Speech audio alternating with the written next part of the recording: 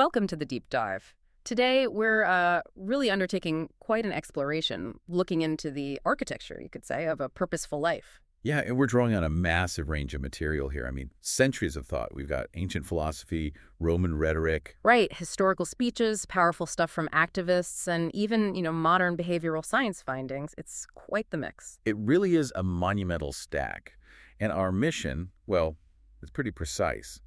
We want to extract the core components, the essentials of what it really means to live a life that matters, to do good work and engage with the world. So tracing that journey from, inner potential to actual public influence. Exactly. This isn't just theory spinning. We're looking at how actual people, philosophers, preachers, writers, leaders, everyone from Marcus Aurelius to Malcolm X, how they actually approached this call to action, how they made that move. That roadmap feels really important because I think a lot of us feel that finding purpose means, I don't know, going somewhere else entirely. A huge change, a big sacrifice. That's a common feeling. So let's challenge that right off the bat.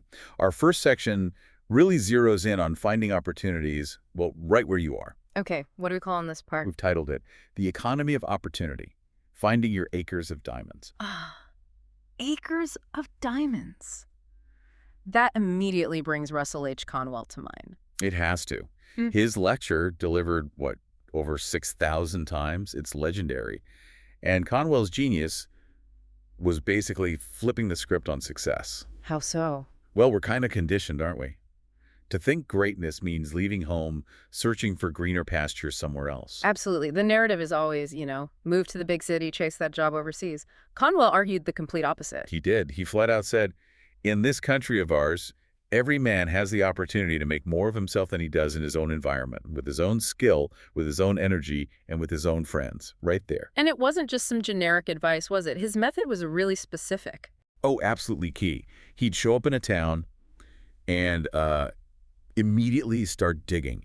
He'd spend days talking to locals, the postmaster, business owners, leaders, trying to understand the specific resources that town already had. So he was like a diagnostician for local potential, identifying what people were overlooking. Exactly. He'd figure out what opportunities they'd failed to do, as he put it. Then he'd tailor his lecture right to them, to their situation. He'd talk about their missed chances, made it impossible to ignore. And that leads straight into that famous story, right? Ali Hafed. The anchor of the whole lecture. Ali Hafed sells his farm in Persia, goes off searching the world for diamonds. Only to fail, become destitute, and, die poor. Right. And the real kicker, the irony, is that the guy who bought his farm just stayed put and discovered the Golconda diamond mine right there on the property. In the stream, in the garden. It's incredible. Just washing his camel in the garden stream, sees a glint. It was literally under Ali Hafed's feet the whole time. The source mentions the Kohinoor, the Orloff world famous gems found right there. Such a powerful anecdote. But Conwell's point wasn't just about physical location, was it? It went deeper into money and morality. Yes, definitely. He was a Baptist minister, remember? And he really tackled the, let's call it, hypocrisy he saw around money and faith. How so? He saw this inconsistency where piety was somehow equated with poverty. He talks about ministers preaching against filthy lucre, money. And then turning around and asking for donations. Exactly. Almost swearing at the people because they don't give more money to the church. He saw the contradiction. So how did he resolve that? With remarkable clarity, really. He basically declared that if you can get rich honestly, right there in your city, Philadelphia, or wherever you are, then it is your Christian and godly duty to do so. Wow. That's a strong statement. Duty, even. Yeah. He called it an awful mistake to think he had to be awfully poor in order to be pious. For him, having the means, the wealth, was often necessary to actually do good effectively, to serve others. And he lived that, didn't he, with Temple University? He absolutely did. His pursuit of wealth was completely tied to philanthropy, specifically education as a civic duty.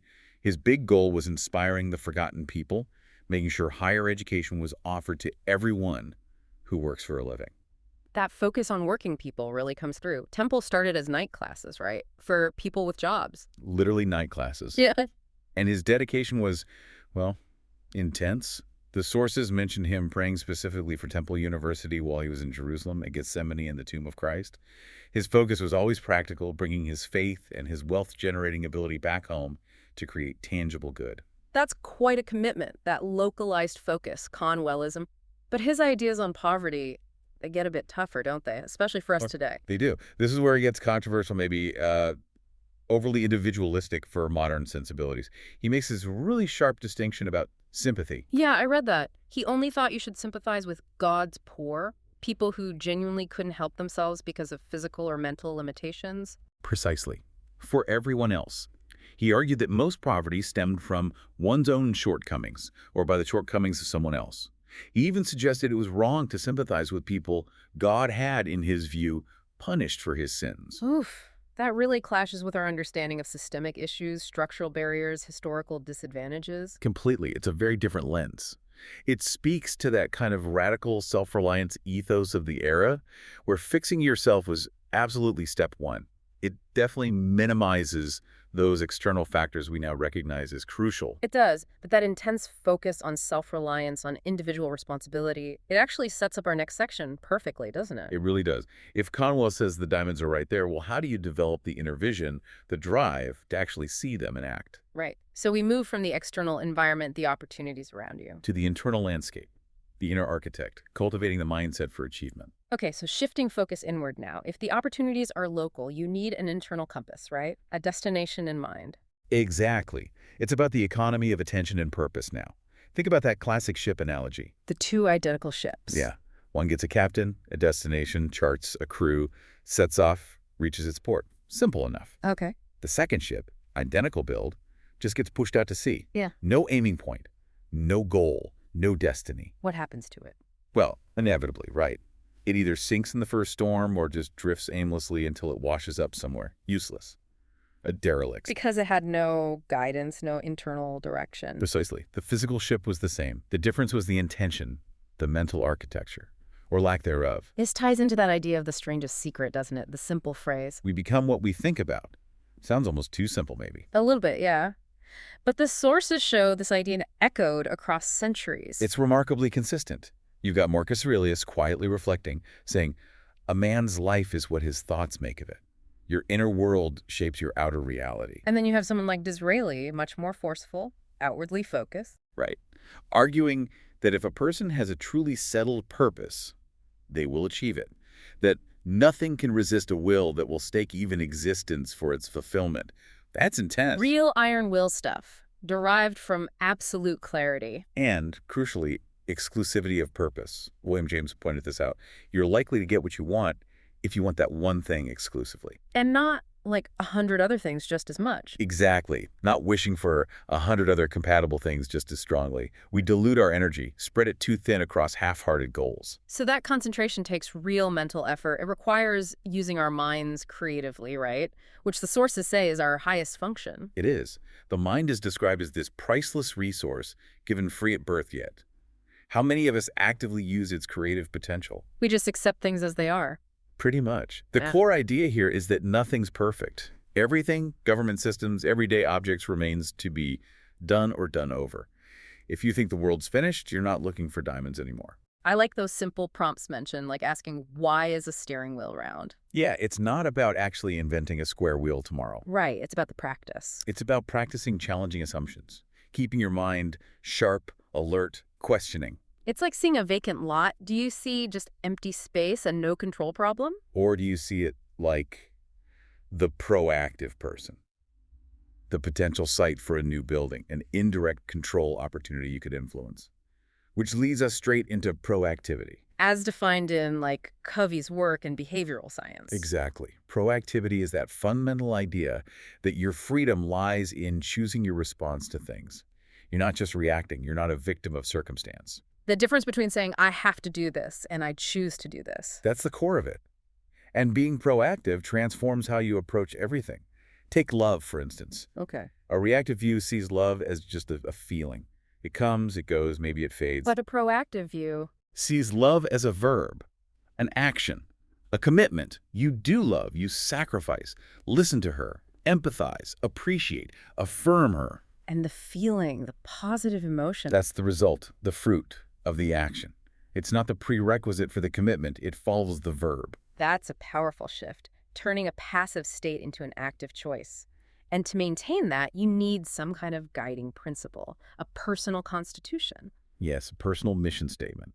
And Viktor Frankl's insight here is crucial. He said, we don't invent our missions. We detect them, like uncovering something that's already there. Exactly. They aren't just arbitrary goals we make up. They're discovered by reflecting on what the world, what life seems to be asking of you specifically. And this mission statement, created through deep introspection, careful analysis, thoughtful expression, that becomes your yardstick. It's your constitution. Yeah. You measure everything against it. Does this fit? Does this action serve my purpose? And this helps manage the different kinds of problems life throws at us. The sources mention 3 types. Right. First, direct control problems. Things you can change by altering your own habits, your routines. Okay, like my own behavior. Yep. Second, indirect control problems. These involve other people, so you need to work on your methods of influence, how you interact and persuade. Makes sense. And the 3rd type? The no control problems, the past, the weather, certain realities you just can't change. Global events, maybe. So what's the proactive approach there? You can't change them. The response shifts entirely. It's not about fighting the unchangeable. It's about learning to live with those things genuinely, with serenity. Acceptance. Acceptance, and maybe finding wisdom in it. You change that line on your face, you smile, you adapt, you pivot. It's that classic wisdom. Courage to change what you can, serenity to accept what you can't, wisdom to know the difference. But achieving this kind of self-mastery, this proactivity, it's not easy, is it? It involves facing some internal struggle. Definitely not smooth sailing. Which brings us to the psychological cost, really, of doing meaningful things. Mm-hmm. And the need for vulnerability. Let's talk about flow first. The Csikszentmihalyi's concept. Right. His research shows that deep enjoyment, that feeling of being in the zone, isn't passive pleasure. It's actually a struggle. He calls it a battle for the self. A battle against what? Against entropy, essentially. Against the natural tendency towards mental disorder, distraction, chaos. Achieving flow requires intense, disciplined concentration. You're actively fighting against that chaos. And the reward for winning that battle, besides the enjoyment of flow itself. Growth. The growth of the self defined by increasing complexity. Complexity. How does he define that? It's this balance, this integration of 2 opposite-seeming drives. First, differentiation becoming unique, developing your individual talents and perspectives. Okay, standing out. And second, integration connecting with others, uniting with larger ideas or communities. A complex self successfully blends both, being unique and connected. That makes sense. And you're saying that journey, that growth towards complexity requires vulnerability. It's impossible without it, according to Brené Brown's work. She identifies vulnerability as the absolute core of all emotions and feelings. It's the source, the birthplace of love, belonging, joy, courage, empathy, and creativity. Everything meaningful, basically. Pretty much. Anything that gives life purpose seems to stem from that willingness to be open, to be seen, even imperfectly. But our instinct is often the opposite, right? To protect ourselves. Exactly. We armor up. We build these defenses because we're afraid of being wrong or criticized or blamed. It's natural. But what's the cost of that armor? By shutting out vulnerability, we inadvertently lock ourselves out of the very things we crave most: real connection, belonging, joy, creativity. You can't selectively numb emotion. And it prevents growth. It could lead to this state of constant suspicion. If every time something negative happens, you get negative feedback, you fail at something, you just retreat further behind the armor, the self stops adapting, stops learning. Growth requires taking those hits and turning them into fuel. Okay, so we've established this need for local opportunity, the acres of diamonds, and then the internal work, the mindset, the proactivity, the vulnerability, the inner architect. Right. But that inner focus has to translate outwards eventually, doesn't it? How do you take that self-mastery and actually influence the world? Which brings us to our final section, the civic call, rhetoric, justice, and societal engagement. This is where the private mission statement meets the public square, the polis, and the primary tool for influencing that sphere, rhetoric, the art of persuasion. Going back to the classics here, Aristotle. Absolutely. Aristotle laid the groundwork. He believed, maybe optimistically, that truth and justice are naturally stronger than their opposites. So rhetoric is useful because it helps persuade large audiences who might not have time for deep analysis towards what's right. And he had specific tools for this, like the enthymeme. Yes, the enthymeme. It's basically a rhetorical syllogism, a compressed argument. You know how a logical syllogism has a major premise, minor premise, conclusion? Right. All men are mortal. Socrates is a man, therefore Socrates is mortal. Exactly. An enthymeme deliberately leaves out one of the premises, usually the major one, because the speaker assumes the audience already accepts it. So give me an example. Okay, if a speaker says, "This candidate deserves your vote because she fights for the working class," the implied, unstated major premise is, anyone who fights for the working class deserves my vote. Got it. You don't need to spell it out because the audience already agrees. It makes the argument punchier. Faster, more direct, more emotionally resonant for a crowd. It's a persuasive shortcut. But Plato wasn't a fan of these shortcuts, was he? In the Gorgias dialogue? Not at all. Plato, through Socrates, delivered this powerful critique of rhetoric that only aims to persuade the masses, without deep concern for actual truth or what's genuinely good. He used that analogy right, the orator as a cook. Yeah, comparing the persuasive orator to a cook trying to please the jury of children. The cook knows how to make things taste good, offer palatable flattery, even if it's unhealthy junk food. While the philosopher, like Socrates, is the doctor, offering perhaps bitter medicine, the truth, for the actual good of the soul. That's the idea. Pursuing the true political art based on knowledge, even if it's unpopular, it sets up this fundamental tension. Are you after truth or just persuasion? So where does that leave us? Is rhetoric just manipulation? Well, Quintilian, the Roman rhetorician, offered a more practical take. He saw rhetoric as an active or administrative art. Its main job is to get things done in the real world, to achieve results through action. So it's about effective communication for public action, not just abstract debate. Exactly. It's about fulfilling the speaker's duty in the public sphere, and we see the power of that active art most clearly in people fighting major civic battles, like Sojourner Truth. Her life mission started with that fundamental question. Lord, what wilt thou have me to do? A direct call to action. And she applied that directly to the anti-slavery cause, and then after the war to helping the formerly enslaved people left destitute. Yes. Crucially, her focus shifted to practical economic justice, providing real opportunities. She argued forcefully that the real capacities of the Negro race have never been thoroughly tested, pointing out how black people were excluded from almost every trade and profession. Right. She couldn't get her grandson apprenticed anywhere, couldn't get people hired as clerks, printers, anything. So her rhetoric wasn't just about abstract rights, it was about concrete economic inclusion, teaching cooperation, combining small means for collective power. It echoes Conwell in a way, doesn't it? Finding power locally, building from within, but applied to a community facing massive systemic injustice. A very powerful connection there. And that theme of immediate local opportunity, building where you are, was central to Booker T. Washington's famous Atlanta speech. The cast down your bucket where you are speech, urging both black and white communities to utilize the black workforce already present in the South. Exactly. Instead of looking elsewhere, use the resources you have. His appeal was fundamentally about economic cooperation, interlacing their lives industrially and commercially. He saw that as the necessary path forward. But the social aspect was more complicated, defined by that really famous and controversial metaphor. The separate as the fingers, yet one is the hand metaphor. In all things purely social, we can be as separate as the fingers, yet one is the hand in all things essential to mutual progress. Still debated today. As rhetoric, though, you have to see its immediate impact. Absolutely. From a rhetorical analysis standpoint, it was incredibly effective at that moment. It calmed white fears about social mixing while strongly urging black self-help and economic focus, which helps secure funding for education, like Tuskegee. A pragmatic Quintilian-style move, focused on achievable results, even if it meant deferring the demand for full social equality, a difficult balancing act. A very difficult tightrope walk in incredibly volatile times, which contrasts sharply in many ways with the approach of Malcolm X later on. Right? A much more confrontational style. He saw his earlier life, even the negative parts, as conditioning for his role as a public voice. He absolutely did. He became this incredibly powerful orator, but faced constant attacks, often labeled a demagogue. But he turned that label around, didn't he? He did. Very strategically, he embraced it, pointing to its Greek roots, demos, the people, and a gin, to lead or teach. So, a teacher of the people. And by doing that, he linked himself to other historical figures who were attacked for challenging the status quo. Exactly. He explicitly brought up Socrates, killed as a demagogue in Athens, and Martin Luther, condemned for challenging the church.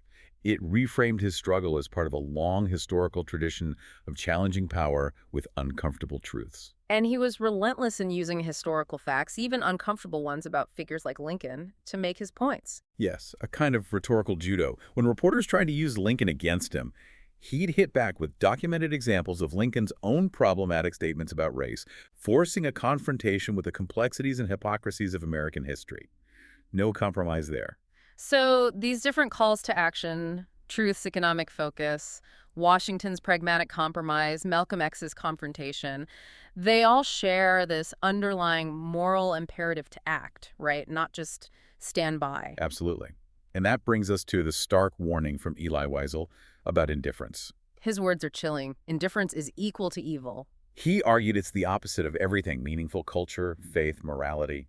Not atheism or ignorance, but neutrality, indifference. That's the real enemy. Because witnessing suffering without acting eventually numbs you, makes you irrational. It blunts the conscience, he suggested, makes it impossible to remain logical when faced with constant, unaddressed injustice. Theodore Roosevelt made a similar point about neutrality using Milton. Yeah, a powerful reference.